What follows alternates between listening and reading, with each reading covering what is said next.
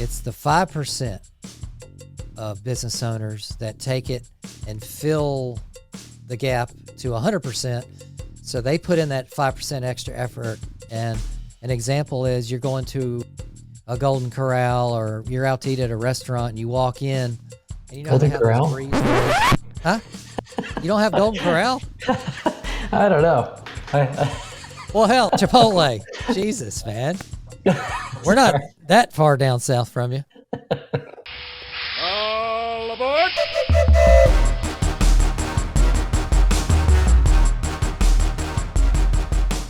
Outdoor service owners, rise and shine. It's time to start fueling your success, one adventure at a time.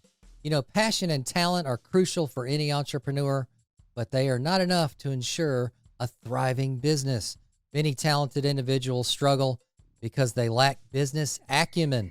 And in this episode, we're going to explore and how to develop that business acumen that can help you make informed decisions, navigate challenges, and build a sustainable business model. Welcome back to Outdoorsy Entrepreneur, brought to you by House Call Pro, where business owners come to explore ways to take charge and level up.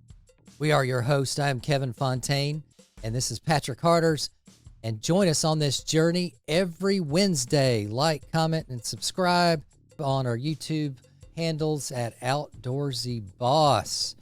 Hey, Patty, what's going on? How you doing, Kevin? Everything's great. I'm having a great day. Yeah, Friday for us here while we're recording and getting ready for the weekend. Yeah, big Friday, awesome Friday. I love Fridays. Yeah. They're the greatest. Why can't we have 5 Fridays in a row? Yeah. Always nice to kind of take the weekend, recharge, get ready to go, plan out the next week. So, You got any vacation plans this summer? Or? this summer, well, we always go to Outer Banks. That's our family vacation, but I'm sure we'll do a Puerto Rico trip or something. Heading to Texas this weekend, actually. Sweet. Yeah, what do you got going on in Texas? ILI, International Landscape Lighting Institute, where you and I met. And so going there. Illy. Yeah, I think that's a great program for learning lighting design. All right. Yeah, so in this episode, we want to talk a little about, you know, being passionate business owners isn't always enough. We can only rely on our skill and talent by so much until we fall on our face, start losing money, and before you know it, there's a lot of people that go out of business. I guess the statistics on small businesses is it's pretty scary. I guess they have a lot of businesses fail within the first 5-10 years. Yeah, to hit $1 million almost never happens. I mean, statistically, it's really tough to do. Yeah, it is. And I think a main reason for that is business owners, as you get started and you're in that first 5 years, you don't tend to develop a lot, business acumen. You don't work on this. You just go forward blindly thinking, oh, tomorrow's going to be better because no, it's not. I'll work harder and I'll keep working harder. Yeah. So we have to start being smarter as business owners. And that comes from reading books, checking out mentors that you may know in trade organizations, joining clubs, joining places like this on YouTube where you can learn and come into a community of like-minded people that are trying to go where you're going, which is developing yourself into that stratosphere of business ownership where you're just not a number anymore. You're more of a specialist, a trained killer. Yeah, that self-growth is so important. That's whether it's like windshield time or sitting on the lawnmower, whatever you're doing, just having the headphones in, listening to things that'll help you grow, whether it's podcasts or books, Audible's your best friend. Those are the things that help get you to the next level, is hearing and listening and reading for self-growth. Yeah. I know there's so many gurus out there, Tony Robbins, and who's the 10X guy? Cardone. Yeah. Cardone. Hell, some people listen to Joe Rogan a lot, but Yeah. He's got a cool podcast, but more business related activities as business owners, like Pat says, while you're driving, going to a customer's home or a job site, have some really good ebooks to listen to that talks about how to create a business plan or how to create processes, procedures, anything to work on yourself as an owner that's going to help you be a better person and be a better business owner. It's not all about business. It's about improving someone's personal life as well. Pat, you're going to the gym more often than you used to.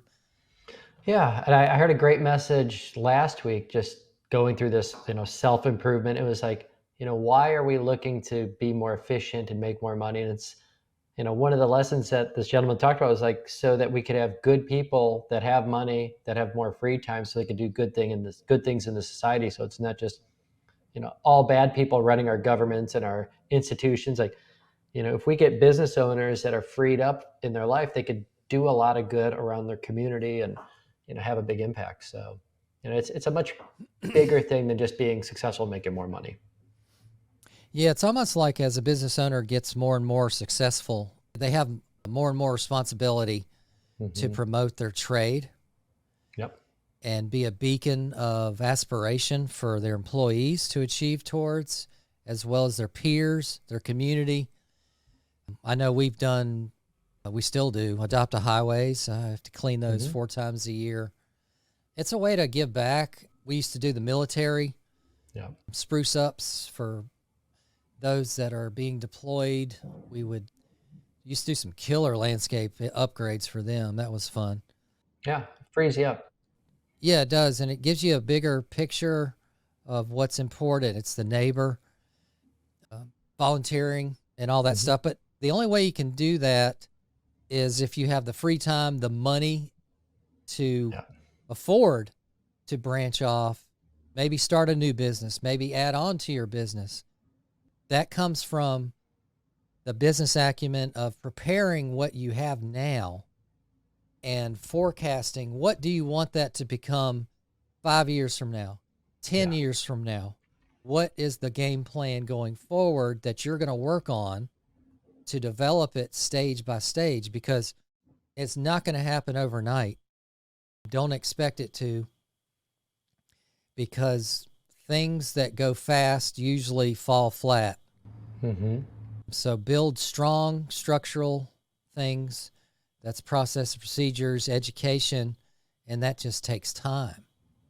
Yeah, and I think we struggle because, most of us who have got this entrepreneurial bug and they get into it and they run their own business, we have skill sets. Like we could talk to people, we could work hard, we could push ourselves to a high level. But the issue gets into, for years, I could have just been, lighting by Patrick, because nobody even knew my company name. I was such a key figure in every aspect of every part of the business that everything ran through me. And it burned me out completely. I didn't want to be that person that every decision had to be made through me. So I had to reinvent and change how we were doing things. I'm sure like you've done that as well, where it's like, it's Kevin's show. And then like, how do you make it so it's an organizational show, an organizational business? And that's the challenge. Yeah. How did you evolve, make that change into, hey, I want this to be a real business? It's enough's enough.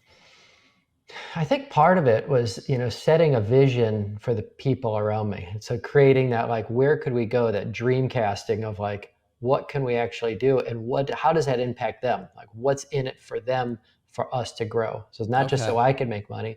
Right. And then the other thing was actually pushing myself in other aspects. I think the biggest growth we had as a company is I decided to rebuild an old farmhouse. Like took 4 years. It was a mess. Like I screwed everything up you can imagine. But I got so busy in that my team, I'm like, hey, you guys got to take over or we're going out of business. So, because I can't move a house and rebuild it. And so I'm like, My God. good luck with it, guys. Yeah. And, they stepped up to the plate and we almost doubled sales over a 2-year period while I was not able to do things. And that freed me up, but it was something that forced me to step away because, I don't know if it's my ego or whatever it is. It's just like I had trouble letting go of, entrusting people. Yeah. Micromanaging, can happen. You doubt people, Yeah. you doubt their ability, and that's not good. Well, I thought I could, and usually I feel I could probably do it better than another person doing it. But if I'm spending 10% of my time, on whatever it is, marketing to installing, like someone else who's 80% as talented as I am at something, but they're devoted 100% to it, are going to do it far better than I could ever do it. So it's like, building those people and that structure, and letting go of, us, letting go of us running everything and controlling everything. And even though I'm not a micromanager, I just, you know, I, I still got caught in that trap. And so I think a lot of us struggle with that. Is like, am I going to send somebody else out to go meet with this real good customer when I know I could close it and they may not, or they may get a smaller sale? So like, then I'm doing everything and it's all running through me. And we have to be able to set up the systems to make them successful and help them to be successful. Yeah, there's an influential author and business consultant, Peter Drucker. I don't know if you Hmm. ever heard of him. He says the best way to predict the future is to create it. Yeah. That's a cool quote. Hmm. And if you feel something, you have something in your vision, you have to plan for it to make it happen. It's just not going to happen. It's not going to fall in your lap Yeah. just because you work hard. No. And I think one thing that's inspiring, we talk about having big impacts. I think the number one group we have an impact with is our children. And if I'm going to tell my son, like, hey, I want you to work your ass off in wrestling, I want you to, get amazing grades, I want you to push yourself at a high level, he can't see me like either A, being a dummy and doing, working 18 hours a day and not building and growing an organization. Mm-hmm. So seeing me work smart, but also, being willing to push myself to a high level, so that education is, they watch you. And I want to inspire them to say, like, I know if my dad could do it, I'm going to do the same thing. So, Yeah. Yeah. And just as kids, our employees are held to a standard, they're delegated yeah. responsibilities. They need to own up to that responsibility, and there's repercussions if you didn't clean your room or whatever, or if Hmm. you didn't practice for the game coming up. It's the same principle. We provide a house, so business owners provide the structure, the office environment, the platform for them to come and make money. We're giving them that opportunity to make a living and Hmm. hopefully a career. So they need to understand our efforts and what we want and expect of them. And that helps with, we keep going back, standard operating procedures, anything to make it a system, make it a structure, make it easy to follow. And you train that with them and you bring that into your culture. You celebrate things and meetings, goals you set. All that comes together in your culture, and you guys build on that like a snowball. And one really killer thing, especially in service businesses, is what does the company need to make in order to achieve its goals? You can be thinking it could be in a document in your computer, but the best thing is to broadcast it. And a lot of times we would take a thermometer poster that you could write on, laminated one, and we would put sales goals for each month or quarter to achieve. Hmm. We want to hit here, bam. It's written in stone at that point. Everybody sees it, and that's part of your meetings and goal setting. Hey guys, we need this much efficiency in our routing. Your production rates need to be high.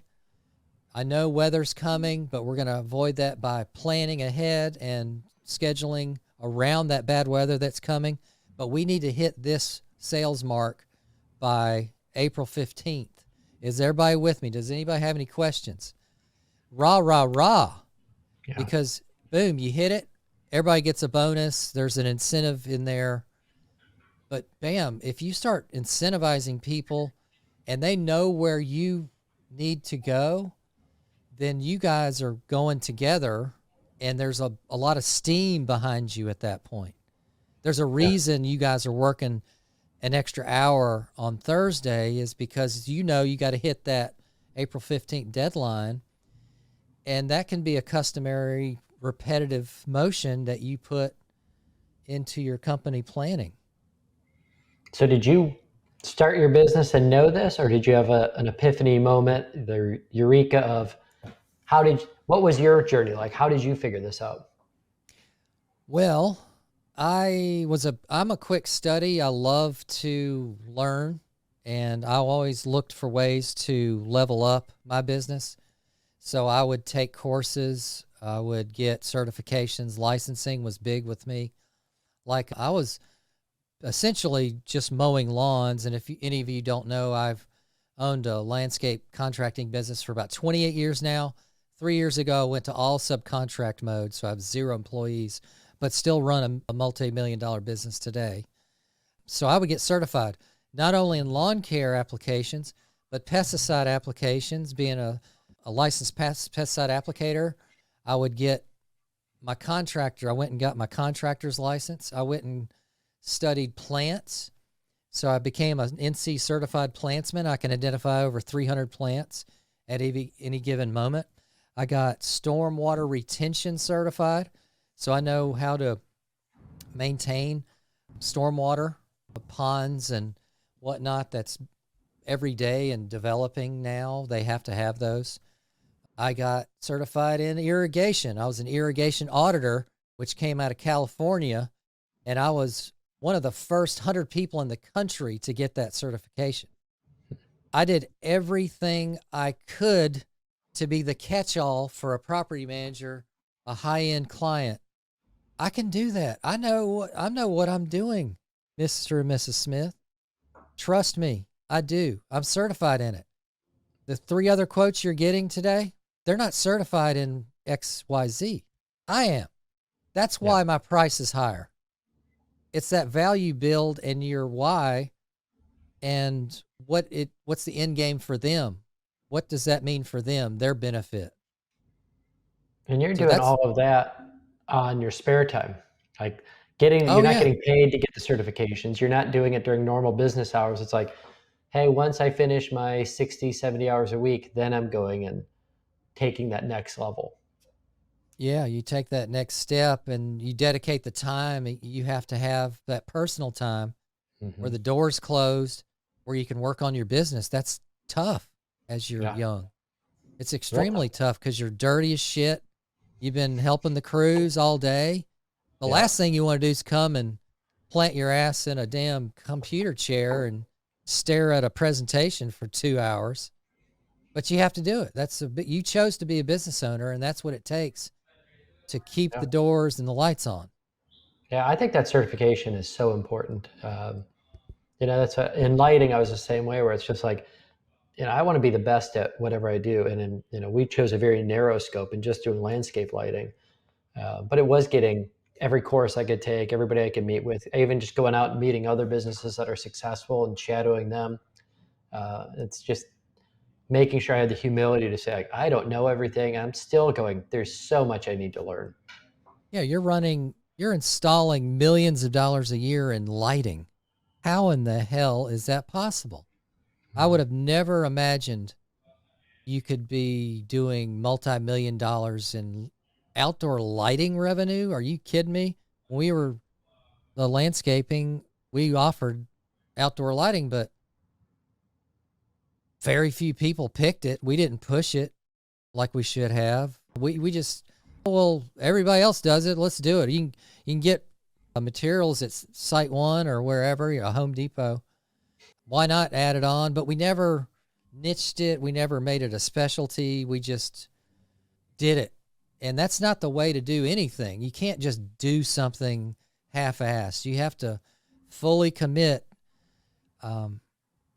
Hopefully it's a great profession that you're choosing that's going to make you a lot of profit. It's has a, what do they call that? Low exposure to failure. What's that called? I don't know. Yeah. The risk. The risk. Yeah, but those are the things you need to do it. And you don't know what the results are going to be when you're, I always say, like, take a couple steps for improvement. And even if your plan doesn't work out, which usually your plan doesn't, like it's always shifting and changing, but other opportunities open up because you have taken that educational level. Like that's you and I met at ILI, which is Yeah. a great training program for lighting. We talked about in another episode. And, um, you know, as a landscaper doing lighting on the side to take an elite lighting training program that was, 5 days and nights, 15 hours a day, that's Across the something, country. yeah, that's something that just shows like, if you're going to do it, let's do it at a high level.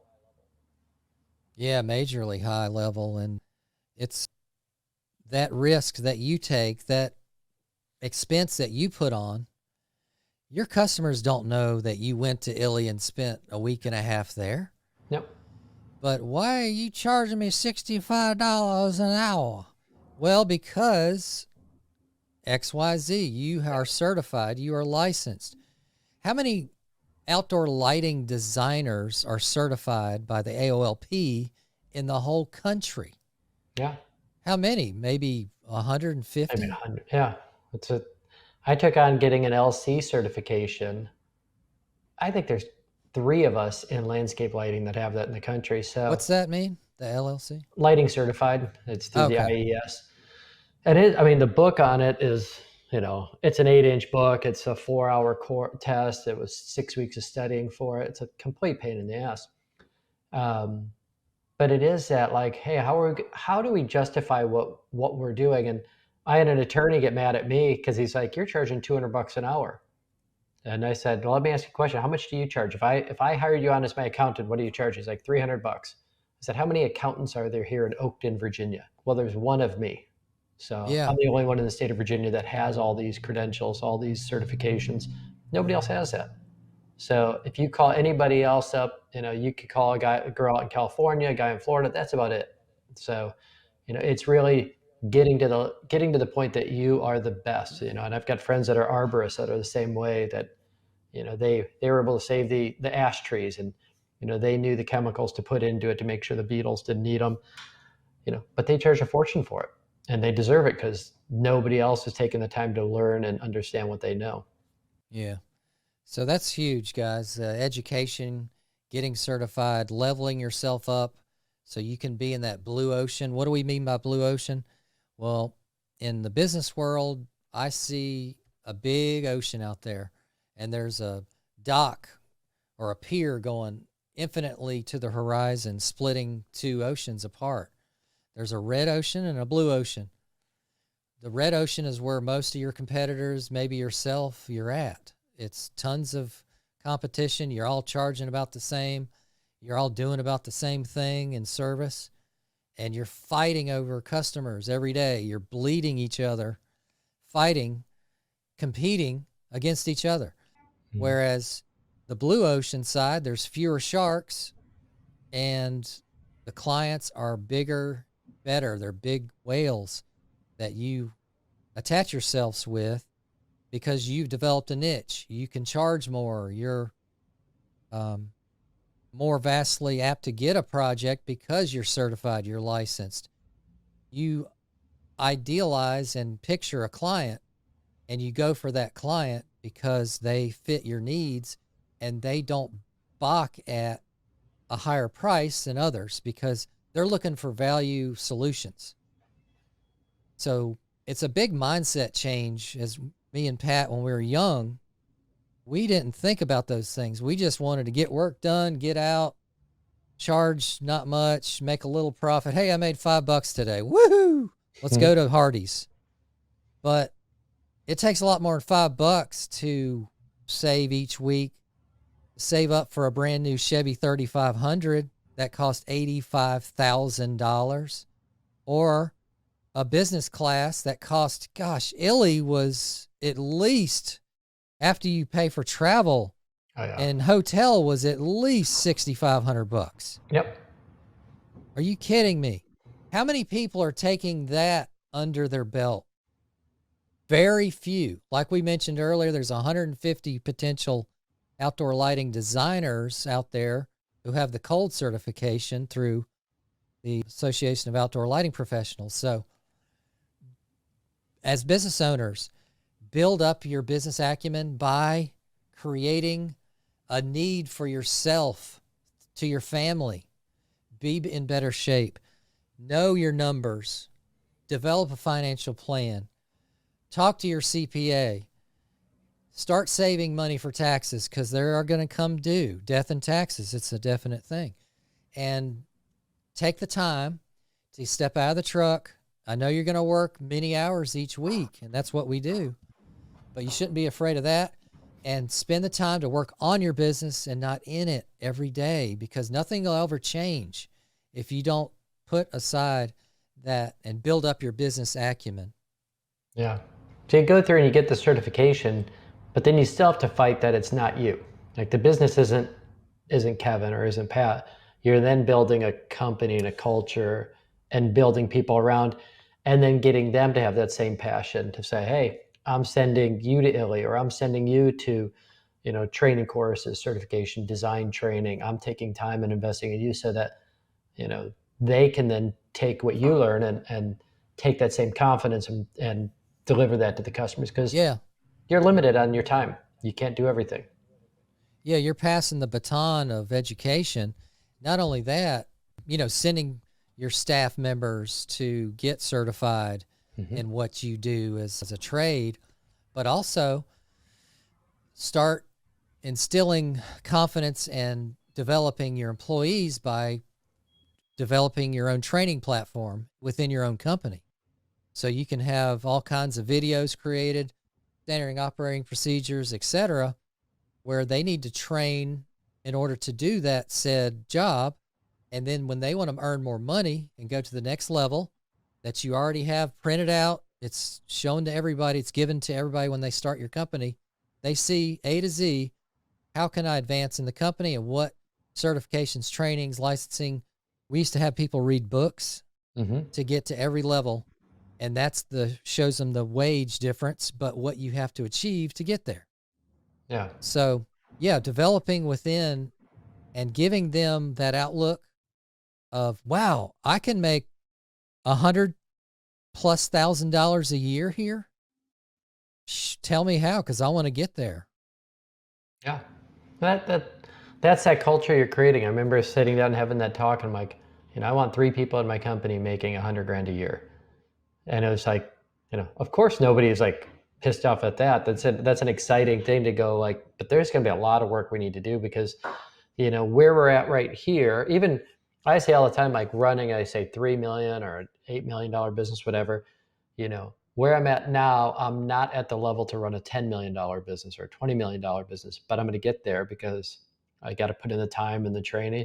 It's just different skill sets. And so we have to continually to develop, our skill sets and adapt. I don't install many lights anymore. I go out every once in a while just for fun, usually screw up a job time, a couple of months or so, but it's more for fun at this point. And it's, the next level is like, all right, well, what do I do now with my time to make sure that we're going to grow as a business? And, there's levels in your business that you're going to have to graduate from and learn. You need to learn, what works in marketing and what doesn't.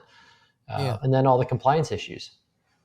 Yeah, that's important too, because you got to protect the clients and not get sued. Yeah. And one of the things I noticed when I was working young in business and I started making that transition out of the truck and into the office chair was I would get some designations, some training, and that allowed me to start designing landscapes for clients.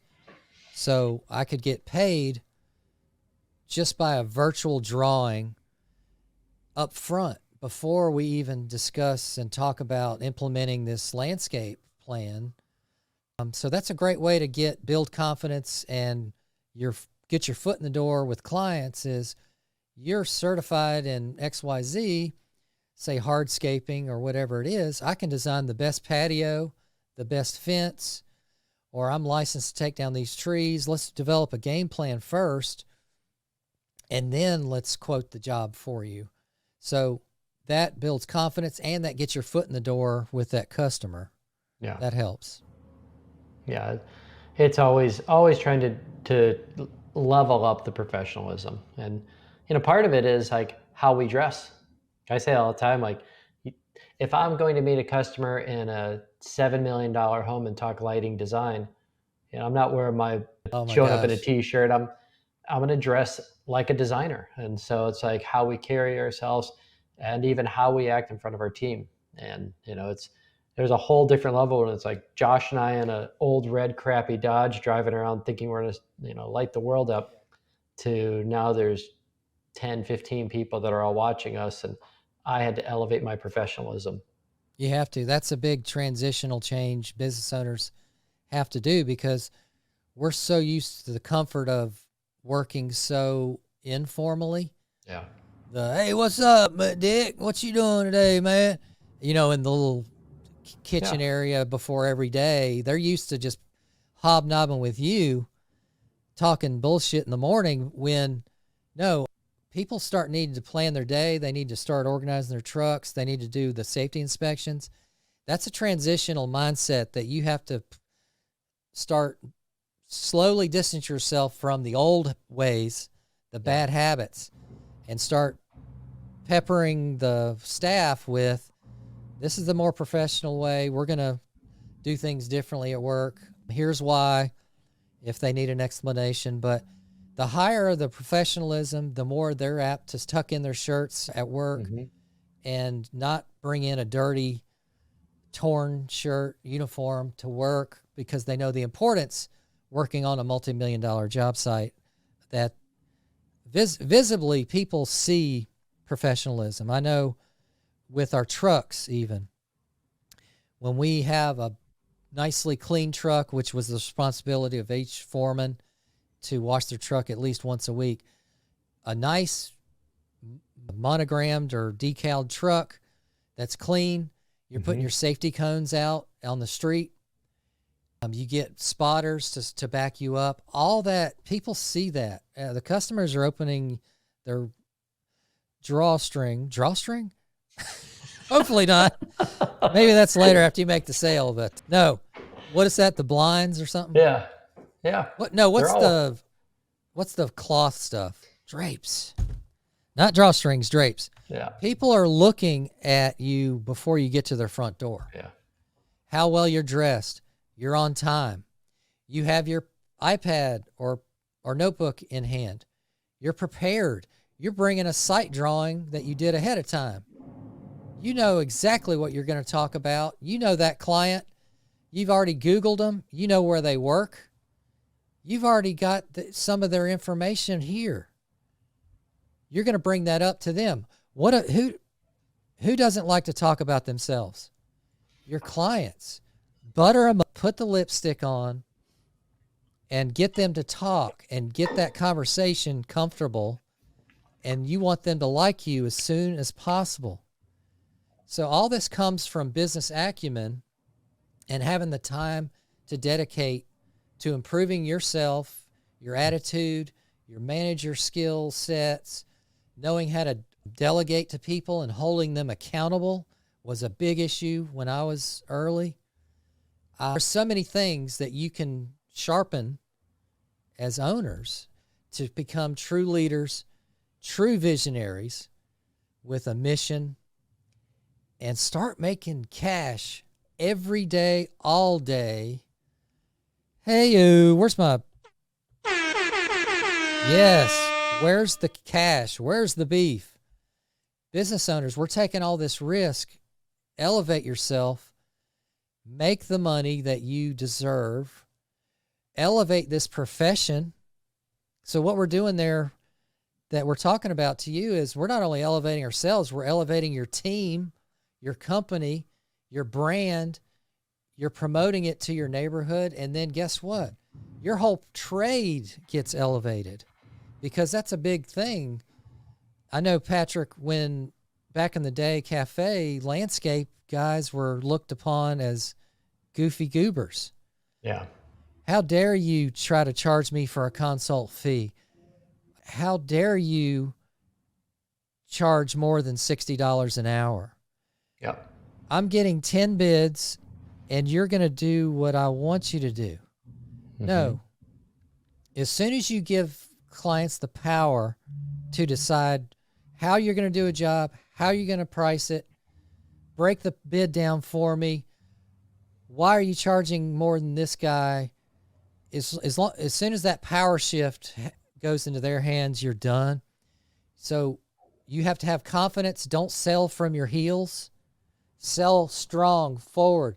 Know what you're going to say before you get there. Have a script, have a process, sales process, and practice it. Work out the bugs. And then they sense that. What's that? Bees and whatever else? Bees and dogs can sense fear. Don't sell from your heels. Be confident Yep. in your process and your company and your values and your mission. They need to know you have some of the highest paid staff in town, if that's the case. Hey, tell them one of your staff members just bought a house and how proud they are. That's huge. Having employees start buying houses, that is an empowering thing that you need to promote in social media, etc., because that's an achievement worth broadcasting, and that's important to why you charge what you do, and the value you bring goes hand in hand with that. So, yeah. I saw an interesting study that they took 2 crews doing work around a house. One showed up disheveled, messy trucks, not as professional. And the other showed up really professional. And every time the homeowner found more issues, they're actually looking for issues. Because like once you find a problem on a job, then the homeowner starts looking for everything else that could be wrong, thinking like, oh yeah, no. they cut corners. Yeah, they cut corners. And I always look at, if I'm hiring someone for my house, if they're a slob and their truck's messy, their tools are messy, I'm like, do I really think they're going to go from like being amazing and be this savant that could just put everything together? I'm like, no, chances are they're going to be messy and sloppy on the details. And that's what makes it different, is like the little details that you put into something, what you pay attention to, how you adjust, whether it's a plant or a light or whatever it is, how close are you paying attention to details that make your projects the next level? There's a 95-5 rule that this restaurateur made and brought into his company culture. And what it means is 95% of business owners do decent work.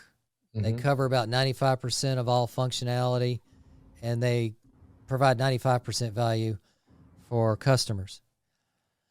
And it's the 5% of business owners that take it and fill the gap to 100%. So they put in that 5% extra effort. And an example is you're going to a Golden Corral or you're out to eat at a restaurant and you walk in and you know they have those breezeways. Huh? You don't have Golden Corral? I don't know. Well, hell, Chipotle. Jesus, man. We're not that far down south from you. But so, yeah, you walk into an eat-in restaurant, Applebee's. I don't know. I don't go out much.